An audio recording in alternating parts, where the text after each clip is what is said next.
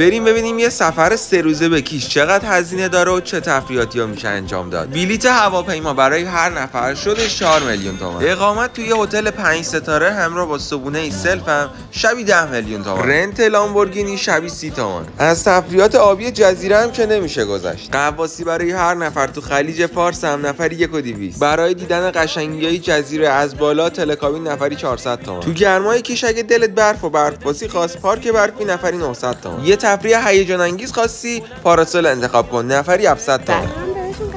اجاره قایق برای قایق سواری تو خلیج فارس و غذا دادن به ماهیا برای نیم ساعت 1 تومان. 2 ساعت هم خنده و شادی تو جنگ شادی نفری 1 تومان. و در آخر میتونید موتور اجاره کنید و تمام جزیره رو بگردید. ما این سفر رو از آژانس بابا بلیط گرفتیم که هزینه رفت و برگشت و هتلمون برای 4 روز شد نفری 15 میلیون تومان. که اگه می‌خواستیم اینا رو به صورت جدا جدا بگیریم هزینه‌اش خیلی بیشتر میشد. پیجشون رو براتون داخل کپشن گذاشتیم. تازه شرایط اقساط هم دارن.